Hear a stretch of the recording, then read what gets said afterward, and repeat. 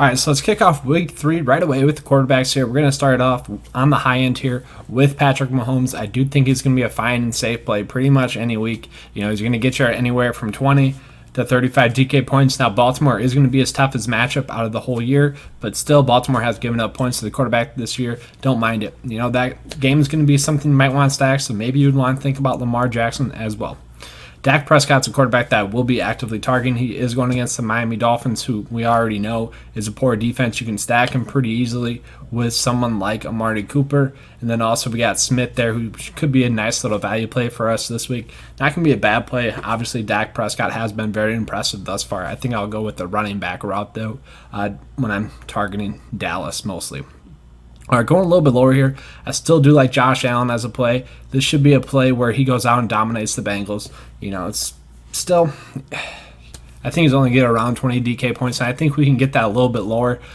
Someone like Matthew Stafford is definitely too cheap. Don't mind that play. Carson Wentz just seems like an easy play at this price point. 5.6K, really low price, going against the Detroit Lions, who, yes, their front seven's pretty good, but other than that, they can be beat via the passing game. So I really don't mind Carson Wentz at that price point. Yes, some of his passing targets are injured, but that'll just create more value for us later on. Mason Rudolph not going to be a bad play as well. In just a half, he had 12 DK points. Most of you probably have already seen it. That interception that he had was because the ball popped right off of Dante Moncrief's helmet, pretty much. Horrible effort by him.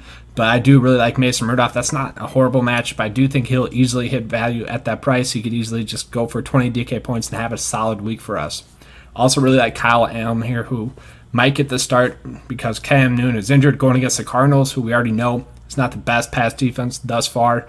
Kyle Allen had a really good week. Week 17 going against the Saints last year, where he threw for 2 touchdowns and rushed for 1. Obviously, I don't think he's going to go off like that, but I still think he could easily return 4x at that price point.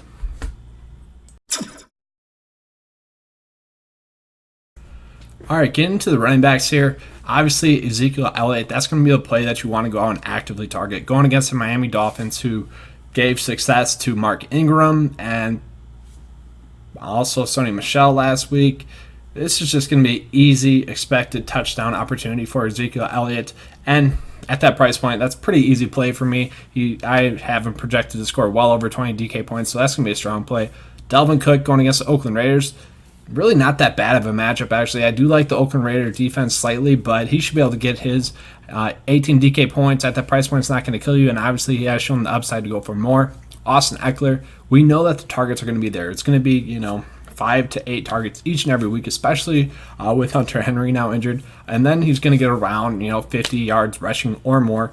So that has a nice base, like I've touched on already in the previous video. So I really like Austin Eckler at his base points that he has. We can project him to score around 15 DK points. And that's just whether or not he scores a touchdown. I still think 7.2K is a little bit too cheap for him. Chris Carson at this price point, I do not mind this play. We saw the upside in week 1, and then last week he fumbled the ball a couple of times, got pulled. Still don't mind him, though. He is their best back, so I really don't mind that play too much. Going a little bit lower, I think Matt Breida is going to be a decent play. We saw how dominant the San Francisco 49ers were via the run game last week. Breida was very impressive. The only thing that happened was he just didn't score a touchdown. Now, that could easily regress back, and he could score 2 touchdowns this week. Obviously, I really just think that's going to be a strong GPP play. Frank Gore is another play that I do like. We saw the Bengals just get tore up via the run game last week. Their whole defense just did not look that good. So I really think Frank Gore at this price point with Devin Singletary injured, that's the key news we got to wait on. If Devin Singletary is going to play or not, then I do like Frank Gore. He could easily go out and score a touchdown.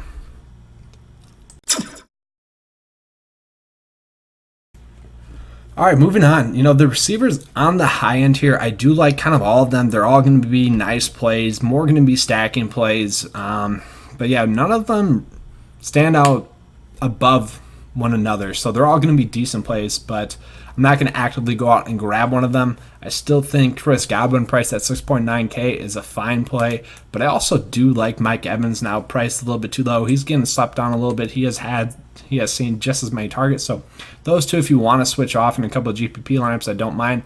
Kenny Galladay, I really do like, especially if you're going to play Matthew Stafford at your quarterback spot. Then Kenny Galladay just has to be a lock. I do like his floor. Should see at least 10 DK points, and we've seen the upside to go for 20 DK points. So that's a play that I really don't mind whatsoever. Tyler Lockett. So week 1, he kind of got bailed out by that touchdown that he scored. Then last week, he saw 12 targets. So obviously, we want that to kind of be in the middle there. At 7 or 8 targets going against New Orleans, I think that can be expected here. And also, we know he does have that big play upside. Tyler Lockett at that price point, not going to be a bad play. But also, I really do like DK Metcalf as well. He could be a nice cash play for you. So one of those two, I do think you kind of got to flip-flop because I think one of them is definitely going to have a really good week. DJ Moore, if you're going to be playing Kyle Allen, I think we just got to roll with him then. At the end of the year, he was seeing 8 targets, which is why I liked him as a fantasy football asset coming into this year. And so far, he's seen 10 and 14 targets. That is just phenomenal. I think that's going to continue to stay the same, especially with Kyle Allen there. They'll try those short passes, quick routes to DJ Moore, and I think he'll have a nice, safe floor for us. Some other receivers that I do like, obviously Nelson Aguilar, definitely priced too low there. If Alshon's going to be out and if also Deshaun Jackson are going to be out, you just lock in Nelson Aguilar. Now, if only one of them are out, then maybe we have to think about it a little bit.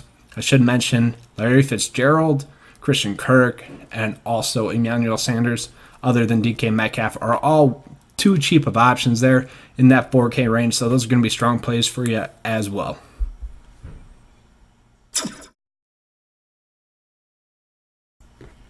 All right, so getting to the tight ends here, it's pretty standard here. We got Zach Ertz priced down a little bit too much with if Alshon Jeffrey and Deshaun Jackson are both out, Ertz is going to see those targets once again. It'll probably be double-digit targets again, so you'll have a nice, safe floor. It's whether or not he scores a touchdown for him to pay out big for you. George Kittle's, I really don't mind him at this price point. I'd rather play someone like Ertz or Ingram, who I'll touch on in a second, but still, he's going to regress back to the mean eventually here, so it's just a matter of when. Evan Ingram, I do like. The targets were there again last week. 8 targets, 14 in week 1. He still had 10 DK points. At that price point, that's definitely a play that we can go out and play. If you have enough money left over in your cash build and you want to pay up for him, that's fine. If you don't, I think we want to just go out and target Darren Waller here. There's no one else below him that I really want to go with that can get 10 DK points. So I think at this price point with Darren Waller, he's still too cheap. He's going to see probably a $500 price bump after this week, and then he might be priced up a little bit too much. But like I said, there's not that many value tight ends that I'm seeing right now. Later on in their week, they might be based on the injury news that we get, so that's something we'll have to monitor. If you guys want, you can become a Patreon and check out that information on the Patreon page as it comes in. All right, so just trying to finish out this build here. I will mention the top defenses. Obviously, the Patriots are in a good spot. Dallas is in a good spot. But the one I like the most, given their price point, is going to be the Packers going against the Denver Broncos. That defense has looked really good. Dominated against the Bears. Pretty much dominated against the Vikings as well. Gave up a couple of big plays. I just don't see the Denver Broncos having those big plays like the Vikings did last week. So I do like the Packers quite a bit this week. If we go a little bit lower, it's whether or not, if you're not going to play Kyle Allen, then I think we have to go with the Arizona Cardinals defense. It's kind of, if you're going to play Kyle Allen, then you're not playing the Cardinals. If you're not going to play Kyle Allen, then I think you have to play the Cardinals because you're pretty much betting that Kyle Allen is not going to do well, so you have to lock in the Cardinals then. But if you think he is going to do well, you're going to play Kyle Allen. It's just pretty simple. That's how the slate should go, and that's how you should approach this slate. We'll mention the Chargers are a little bit too cheap. They're a solid defense. I know Houston is a good offense, but still, Chargers are one of the better defenses in the league. They should go positive, which when you're getting that low, that's really all you're trying to look for. Obviously, if you're playing that low of a defense, you really like the rest of your build. All right, that's all I have for you guys this week. I did come out with a combo package, which is featuring NFL, which is normally $10 a month, and then PGA, which is normally $5 a month. The combo membership is going to be $14 a month. That gets you PGA. That also gets you NFL. So if you just want the NFL, it's $10 a month. If you want the combo package, it's $14 a month. We keep updating the information with our cash builds, GPP builds for FanDuel, Yahoo, and DraftKings as well, and also giving you our player pool that features our core plays, medium exposure plays, and then our GPP only plays. We also give you guys our stacks for that week. So check it out if you guys want to. If not, just please like and subscribe. And as always, let's keep cashing. Thanks.